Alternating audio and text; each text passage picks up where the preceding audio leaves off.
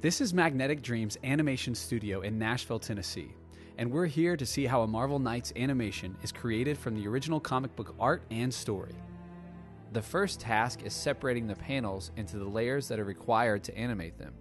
The panels are separated from digital scans, with each panel given a unique number. Each panel has the characters separated into their own layer. The background and overlapping elements are then painted in.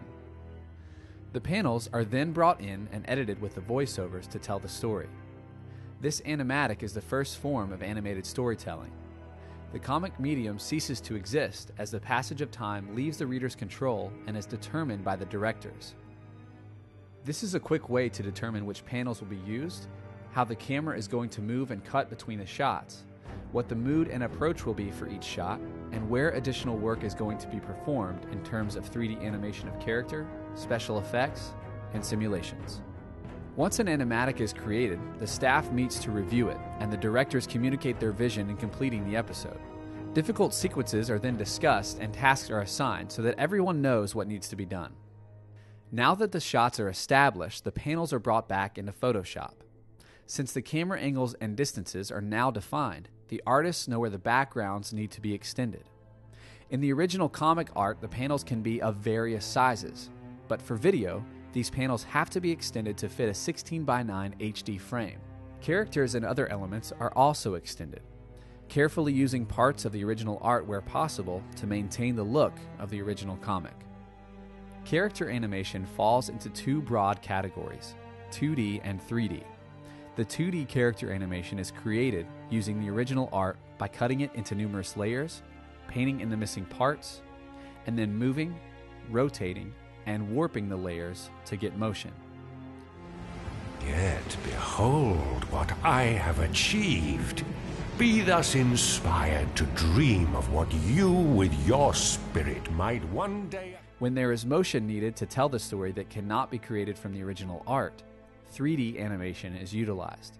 The character is sculpted in the computer, and then pieces of the original art are applied to the sculpture so that it looks as much as possible like the art in the comic. Once modeled, the characters are rigged with a skeletal structure that allows the animators to make them move realistically. Animators bring in the original comic art and backgrounds to pose and move the characters, while maintaining as much of the framing and poses from the original comic as possible.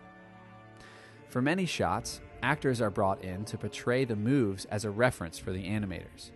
This is an effective way for the directors to communicate the performance they want in a shot, and helps add subtle nuances that bring the shot to life. Once a shot is animated, the effects artists can begin their work. In Thor and Loki, Blood Brothers, most of the characters are wearing flowing cloth that has to be simulated on a shot-by-shot basis. The cloth simulation engine has parameters such as gravity, elasticity, and stiffness that have to be set to get a realistic effect. The more complex the movement of the character, the more the settings have to be tweaked to get just the right end results. The cloth simulation also takes wind into effect.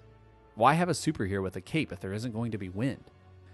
Other simulated effects are determined on a shot-by-shot basis. For example, the dungeons of Asgard are filled with smoky torches and blowing dust. Characters can appear in billowing smoke, and magic spells sparkle to life. I bid you welcome, Hela. You are wise to show me courtesy, Loki Laufeyson. We may be monarchs both, but with a touch of my hand I can yet render you my subject. May I offer you some refreshment? I neither eat nor drink, Lord of Asgard. Finally, the 3D scenes are lit and rendered. The lighting from the comic panels is studied and carefully duplicated so that the characters integrate back into the original art. Each scene is rendered in numerous passes so that there is more control when they are assembled into the final scene. Magnetic Dreams utilizes a technique called projection mapping to create lip syncs for the characters. The original art from the comic is lined up and projected onto a 3D model of the character's face.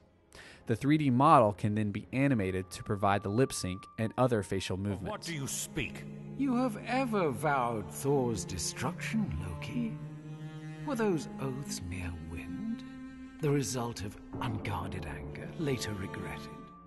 The compositing phase is where all the elements come together to make up the final images. Building upon the animatic, the elements from each department are imported, lined up, and color corrected.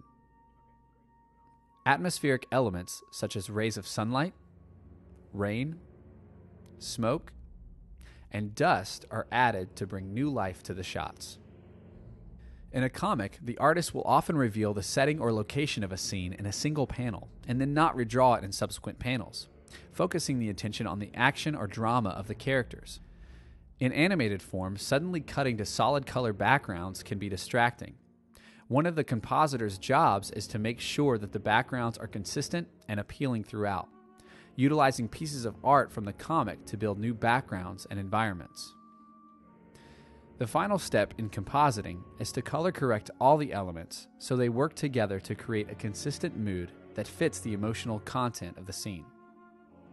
All the shots are rendered out individually and brought together in a final edit.